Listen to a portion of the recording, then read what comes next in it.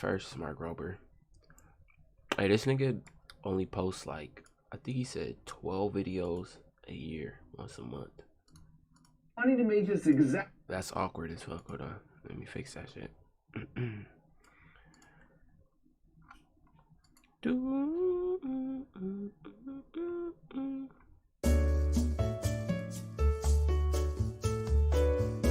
Alright. Exact video taking a deep dive, into the fascinating world of bed bugs. There's a lot of fear and myths out there regarding dealing with bed bugs, and today we're going to debunk nearly all of them, heading out in the field with the experts and running some experiments. So if you could power through your squeamishness and spend the next few minutes here with me, I promise not only to blow your mind with some facts about bed bugs you definitely don't know, but I'll make you a bed bugs expert. Niggas is just playing with bed bugs? Are you fucking crazy, nigga? Look like, what the fuck?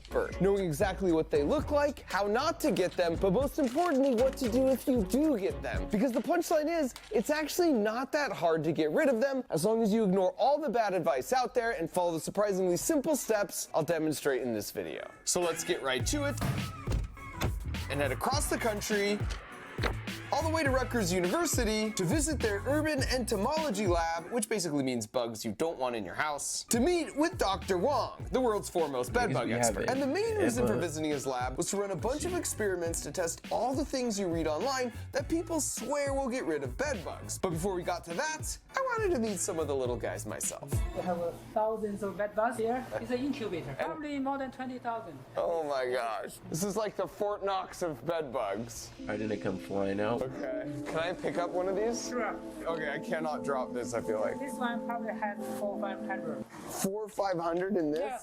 So you want to open it, you want me to open it? I'll open it. This is my first time ever seeing a real bed bug. Here we go. Do you want to use gloves? Should I use gloves? We always use gloves. I should use gloves then. They're trying to set this nigga up. That's crazy. Ow. I just gotta go for it. It's like ripping off a Band-Aid. Oh, gross. Wow. Oh man, there's so many of them. So this is what bed bugs look like. I just never knew. All right, so let me just cover some bed bug basics. It takes a few months for them to mature from egg all the way to full-grown male and female. And in those few months, they pass through these 5 stages of growth. You can see the relative size here compared to a credit card. And as humans, we have 5 senses, but their superhuman antennae give them 2 extra senses, allowing them to detect both body heat and carbon dioxide being breathed out by a potential host. Then once they get close, they use their sense of smell also on their antenna to lock down the exact final position of the person. Which is all to say, if you exhale your smelly warm breath on them, they get real excited. That they're so Come on, my God. Stoked right now to eat. Sorry guys. Their lifespan is anywhere from 3 months to a year, and ideally they like to feed about once a week, but 3 to a year? Hell no. Hell no, my nigga. there's this unsettling fact. Without feeding, they can live 3 to 6 months. What? Because they just don't move very much? Plus, the blood is highly nutritious material, so they can stay in the resting stage for 3 to 6 months. And the professor says 3 to 6 months here, but for my first of 5 super wild bedbug facts, if their environment is relatively cold, they can survive up to 300 days without eating anything. They're really flat. Because they are hungry. So when they're hungry and they haven't fed, they're gonna be more flat. Right. I'd love to get a shot of it going from flat and brown to... Oh, if you want to do that, put it on the arm. You can see.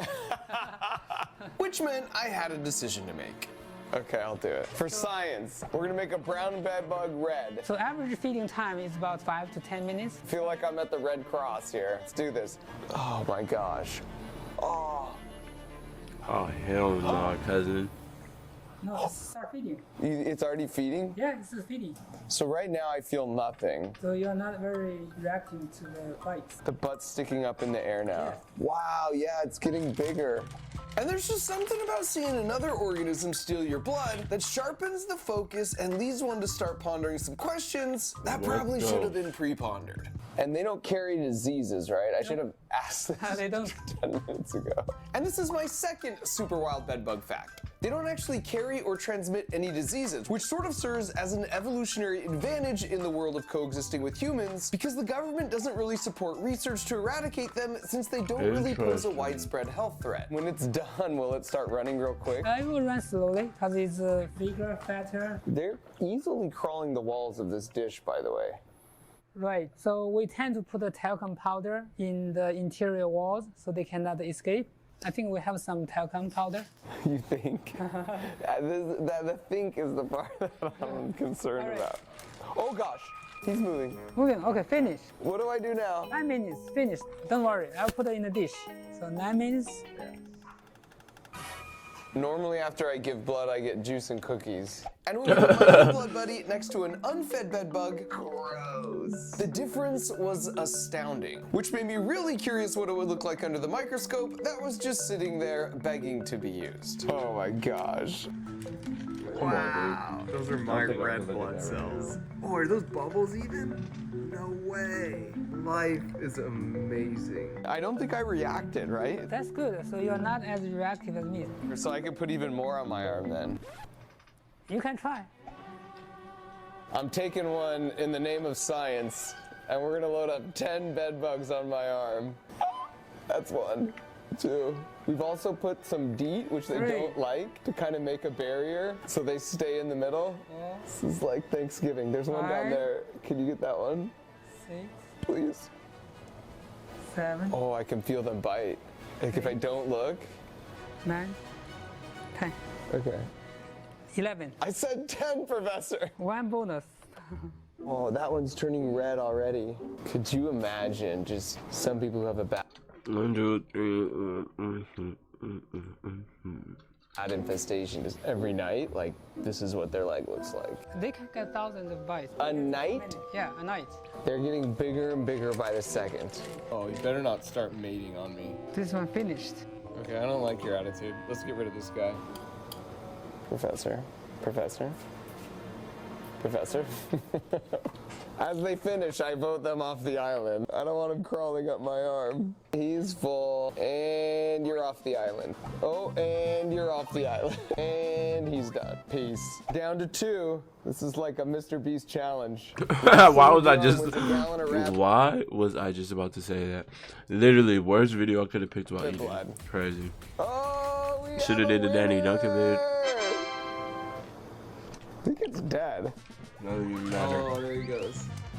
And so once again, by way of comparison, here are the 11 bed bugs that just spent some quality time with me versus 11 unfed bed bugs of similar ages. All right, so they're all done feeding. There was 11 total. It took about 10 minutes, but I would have no idea they just made a meal out of me. Like, I felt a tiny prick on one of the 11, but other than that, like, it's a tricky little parasite. And I'm not alone. Half of all people have no reaction to a bedbug bite, whereas the other 50% of the population will have some kind of reaction to their saliva that will look something like this in the morning. So having survived the bloodletting, it was time to run our experiments and head into the vault sealed by the huge wooden door. All right, so we're here in the bedbug test chamber. We've set up a bunch of tests in here. So for example, in these 2, we have these dishes. Basically, they can climb up the wall, then they get stuck in this trough.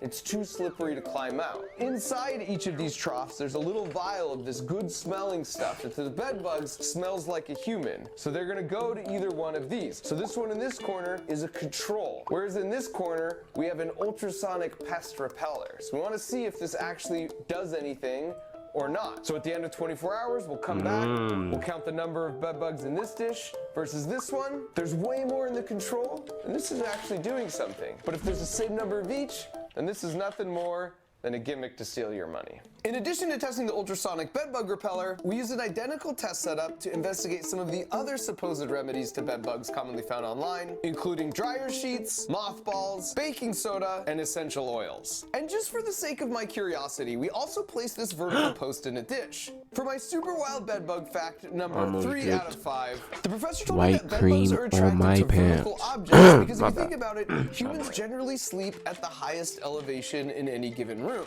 So their logic is just crawl up any vertical object you see until you eventually find a warm-blooded meal at the top. So this is to mimic a bedpost, and we do have an attractant in both trays. The hypothesis is that there will actually be more bedbugs in this tray because you have that vertical post. And if that turns out to be true, that's pretty wild.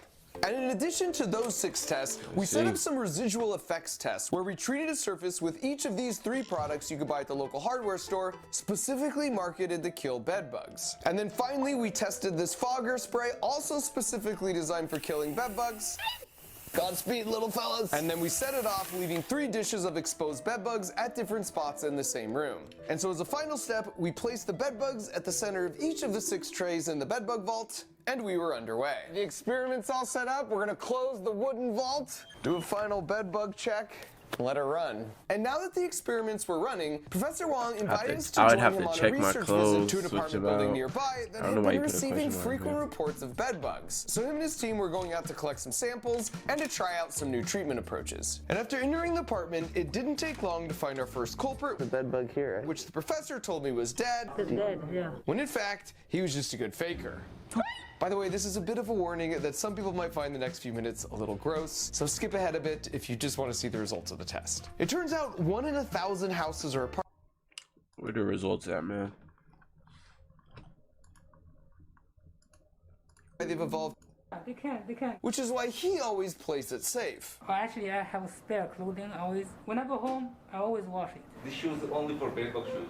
What? Nobody told us any of it. You just publicly chill in your underwear. Me and my crew hit up the local Goodwill to wait things out in style. So the next day we had the ultrasonic sensor. Over here for the control, we had 101. Clearly, that does nothing to repel bed bugs. And of course, that confirms our hypothesis, considering bed bugs don't even have ears. Not to mention that apartment we visited had a couple plugged into the wall themselves. So definitely save your money on that one. Next up was the vertical post test. That is wild. There are so many over here by the vertical post. Literally none over here on the other side. And the remaining 4 tests all had similar results. So I'll just show the average, which was around 4 bed bugs trapped in the dish that was surrounded by either the dryer sheets, mothballs, baking soda, or essential oils, with around 26 bugs trapped in the control. These results clearly show bed bugs prefer to avoid these 4 items because they all have a really strong scent and bed bugs have a really good sense of smell, but they don't do anything to kill the bed bugs. According to the professor,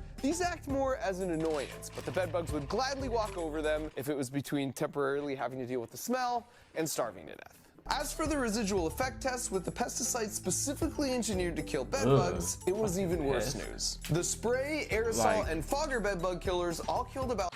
Like, how the fuck a bed bug just woke up and was like, yeah, I'm a bed bug. Like, what? Nigga, who are you? 12% of the bed bugs after 10 days. And before you go all glass half full and think, well, 12% is better than nothing, our control, which was just water, also had a 12% mortality rate. So it's literally not better than nothing. According to Professor Wong, the fuck part is of a the reason for bed these bug, terrible bro? results is that many strains of bed bugs have developed immunity to... I'm over this video.